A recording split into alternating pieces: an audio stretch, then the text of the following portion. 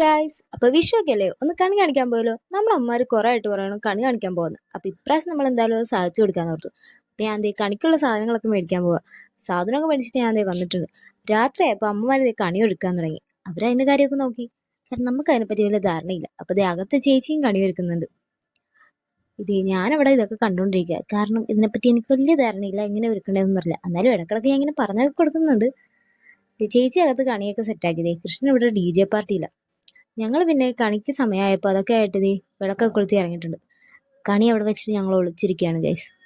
പിന്നെ അവിടെ നിന്ന് കുഞ്ഞാറ്റെ നമ്മുടെ കൂടെ കൂടി. അപ്പം ഞങ്ങൾക്ക് കൊട്ടാനാളായി. പിന്നെ ഇവന്മാരെ അവിടെ വെച്ച് കണ്ടു. ഐ ആം ട്രാപ്പിഡ് പട്ട് വന്നു ഗൈസ്. പിന്നെ ദേ അവിടെ ഇരുന്ന് കൊട്ടിപ്പാടി ഞങ്ങൾ കണ്ട സാധനങ്ങളൊക്കെ എടുത്ത് കൊട്ടിപ്പാടുന്നു. കാരണം ചിണ്ടയൊന്നുമില്ല. കണി ഞങ്ങൾ ഇറക്കിയിട്ട് ദേ ഇനി ഉറങ്ങാൻ പോവാം. ഇനി നാളെ കാണാം. രാവിലെ ആയപ്പോൾ ദേ കുളിച്ച് അമ്പലത്തിലേക്ക് പോയി. നമ്മൾ അമ്പലത്തിൽ ചെന്നപ്പോൾ വലിയ തിരക്കൊന്നുമില്ല. എല്ലാവരും വീട്ടിലോട്ട് പോയി. ദേ നമ്മുടെ അനിയത്തിയാണ്. പിന്നെ നമ്മളും പെട്ടെന്ന് തൊഴുതിട്ട് വീട്ടിലോട്ട് പോകുന്നു. പിന്നെ നീ വന്ന് കോസ്റ്റ്യൂമൊക്കെ ചേഞ്ച് ചെയ്ത് കുറച്ച് ഫോട്ടോ ഒക്കെ എടുത്തു. വിഷു അല്ലേ, അപ്പം ഇതാ നമ്മളെടുത്ത ഫോട്ടോ. അപ്പം എല്ലാവർക്കും ഹാപ്പി വിഷു.